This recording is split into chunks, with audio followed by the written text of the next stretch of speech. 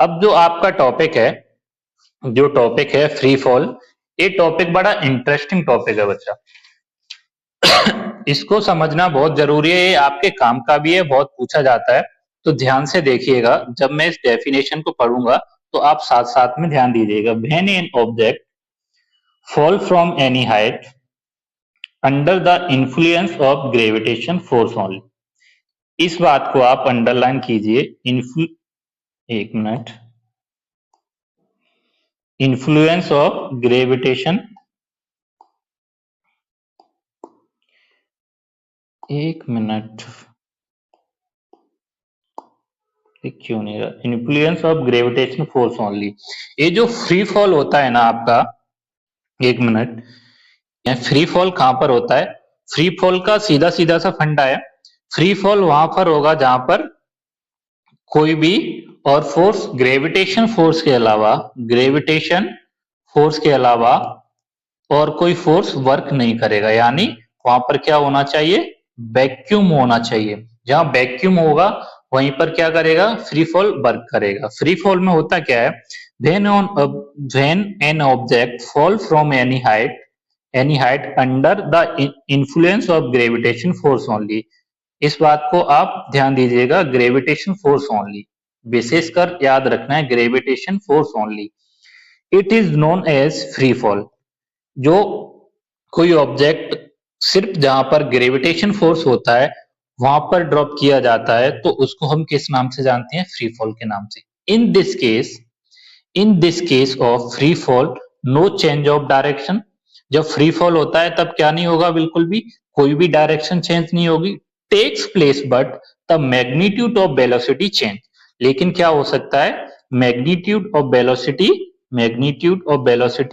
क्या हो सकती है? चेंज हो सकती है। Okay, because of acceleration. ऐसा किसकी वजह से होता है? एसलेशन की वजह से होता है। जैसे कि मानो ये जो एरिया है इसमें मैंने वैक्यूम क्रिएट किया हुआ, ओके, मान के चलना है आपको, मैंने इसमें क्या किया हुआ है? वैक्यूम क्रिएट किया हुआ है। ओके, क्या किया हुआ है? एक मिनट, वैक्यूम कर दूं मैं, वैक्यूम क्रिएट, ये मैंने इसमें वैक्यूम क्रिएट किया हुआ है। ओके, ये जो हमारा सर्कल है इसमें क्या है? वैक्यूम ये वाला एरिया है जो सर्कल के अंदर का, इसमें सिर्फ ग्रेविटेशन फोर्स वर्क कर रहा है। कौन सा फोर्स वर्क कर रहा है?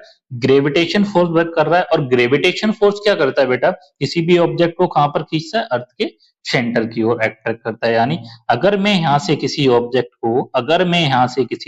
को ड्रॉप करता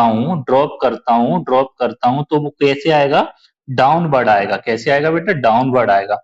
और जब कोई ऑब्जेक्ट आप ऊपर से नीचे की ओर ड्रॉप करते हो, किसी ऑब्जेक्ट को ड्रॉप करते हो, तो उसकी स्पीड जब नीचे आएगा तो अर्थ के सरफेस तक आते आते क्या होती जाती है? इंक्रीज होती जाती है। तो वही चीज यहाँ पर बोली हुई है, magnitude of velocity change because of acceleration. ये किसकी वजह से होता है? एसलेशन की वजह से होता है। और जो एसलेशन होता है उसी को हम बोलते हैं एसलेशन ड्यू टू ग्रेविटी। जैसे कि अगर मैं इस ऑब्जेक्ट को, ये ऑब्जेक्ट है, इसको ड्रॉप करता हूं, यहां से ड्रॉप करता हूं, तो कुछ स्पीड ऐसे बढ़ेगी, एकदम से स्पीड धीरे धीरे धीरे धीरे धीरे धीरे बढ़ती जाएगी, धीरे धीरे क्या होती जाएगी? बढ़ती जाएगी। और ये ऑब्जेक्ट आकर कहाँ टकरा जाएगा?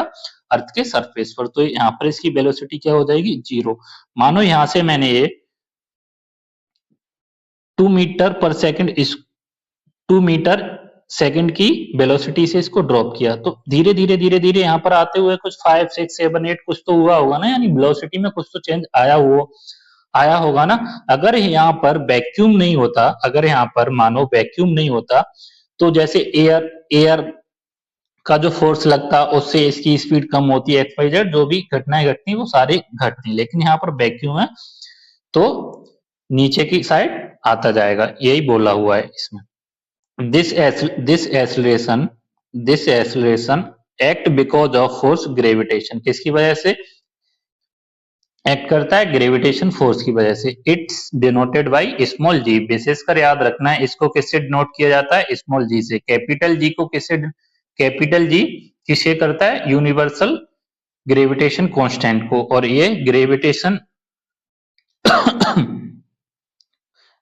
This is called acceleration due to gravity. Okay, acceleration due to gravity क्या होता है? The acceleration of free falling body due to gravitation force of earth is called acceleration due to gravity. Okay, इसमें अगर मैं आपसे बोलूं कि कोई दो ऑब्जेक्ट हैं, कोई दो ऑब्जेक्ट हैं, जैसे कि एक ऑब्जेक्ट है 1 kg का, एक ऑब्जेक्ट है 2 kg का, और मैंने इस एरिया में क्या किया हुआ है? वैक्यूम क्रिएट किया हुआ है। क्या किया हुआ है? वैक्यूम क्रिएट किया हुआ।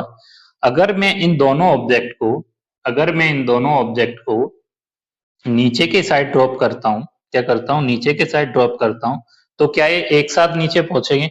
आप बोलोगे नहीं सर, जिसका वेट है, जिसका वेट ज्यादा है, जिसका वेट ज्यादा है वो पहले नीचे पहुंचेगा, क्योंकि भारी चीज पहले नीचे पहुंचेगी। नहीं बेटा, ऐसा नहीं होता है। इसमें फ्री फॉल की यही खासियत है कि ये मास पर क्या नहीं होता? डिपेंड नहीं करता है। मास पर डिपेंड नहीं करता है। क्या नहीं करता है? मास पर डिपेंड नहीं होता है, ये इंडिपेंडेंट होता है, इंडिपेंडेंट होता है मास से। Okay, clear? आई होप इतना क्लियर हुआ होगा आप लोगों को। आप ना घर पर सर्च करना gravitation due to below gravitation due to acceleration का कोई एग्जांपल वीडियो देखना, उसमें आपको दिखाया जाएगा, यूट्यूब पर मिल जाएगा कि दो ऑब्जेक्ट को जब कोई ड्रॉप करता है तो वैक्यूम में वो एक साथ नीचे पहुंचते हैं। वो मास पर डिपेंड नहीं करता है। फिर से बोल रहा हूं, मास पर डिपेंड नहीं करता है। ओके इसको हम ऐसे भी बोल सकते हैं कि so that acceleration due to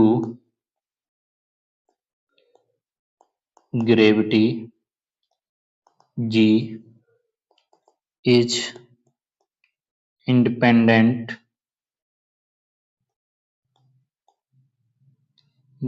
of mass of object.